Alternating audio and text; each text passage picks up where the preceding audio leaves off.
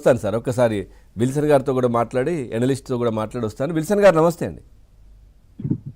Good morning అండి పవన్ గారు, sir మీకు ప్యానల్లో ఉన్న సోదరు సాహెబ్ గారికి, పెద్దలు లక్ష్మణ్ గారికి, చూస్తున్న ప్రేక్షకులు కూడా. ఏం చెప్తారు మీరు సార్? లాస్ట్ లో మీరు అన్నమాట అది చాలా ఆలోచింప చేస్తుంది. ఇనుమును కూడా నానబెట్టడం అనేది చంద్రబాబు నాయుడు గారి నైజం అన్నారు. అంటే రాష్ట్రంలో ప్రజలు ఏ విధంగా ఉన్నారంటే, ఈరోజు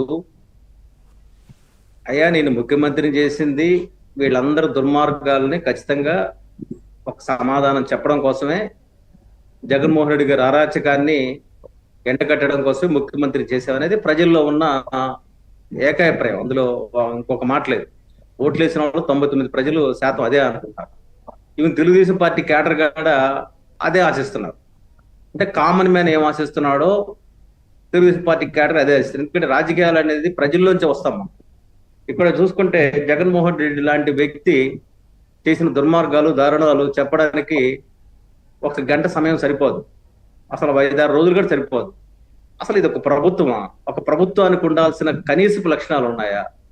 అసలు భారత రాజ్యాంగాన్ని జగన్మోహన్ రెడ్డి గారు ఫాలో కాకపోయినా ఈ ఐఏఎస్లు, ఐపీఎస్లు 100% ఫాలో అవ్వాలి. వాళ్ళకి ఒక జాబ్ రూల్స్ ఉంటాయి, బిజినెస్ రూల్స్ ఉంటాయి. మీరు దాన్ని తొంగలో తొక్కడం అంటే మీరు రాజ్యాంగాన్ని అవమానించినట్టు. ఏ ఇండియన్ కాన్స్టిట్యూషన్ తర్వాత ఇండియన్ పాలిటీ ఎన్ని చదువుకోనే కదా సివిల్ సర్వీస్ లో, ప్రిలిమ్స్, మెయిన్స్ లో వాళ్ళు సక్సెస్ అవుతున్నారు. అని మీరు చదువుకున్న చదువు ఎక్కడ ఏడిచింది? ఒకటి. రెండు, మీరు తీసుకున్న ట్రైనింగ్, మీరు తీసుకున్న ఓత్ ఏంటి?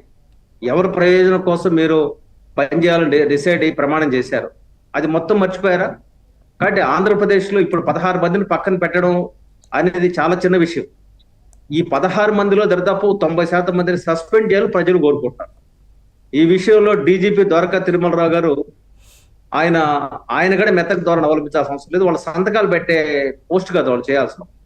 ఇమీడియట్ గా ఈరోజు డాక్టర్ సుధాకర్ ని రోడ్లో పెట్టి కొట్టినప్పుడు ఏ ఎస్పీ ఉన్నాడో ఆ ఎస్పీని పోస్టింగ్ చేయాల్సిన అవసరం ఉంది. ఎందుకంటే ఆయన తెలియకుండా జరగలేదు.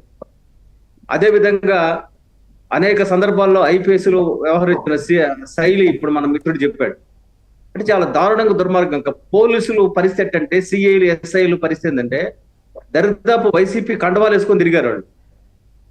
అరే స్థానిక సంస్థలు ఎన్నికలు జరుగుతా ఉంటే చేతులు నరికాళ్ళు, కాళ్ళు నరికారు, వ్యవహరించారు. తర్వాత పోలీసులు బేరం ఆడారు. ఎవరెవరికి సర్పంచ్ పోటీ చేసేవాళ్ళు, జెడ్పీటీసీ, ఎంపీటీసీ పోటీ చేసే వీళ్ళ దగ్గరకు వచ్చి బేరం ఆడారు. మీకు 10 లక్షలు ఇస్తాము, అట్లాంటి ఆడియోస్ కూడా బయటకు వచ్చాయి. అంటే పోలీసులు ఏ స్థాయిలో దిగజారిపోయి వ్యవహరించారో అర్థమైపోతా ఉంది.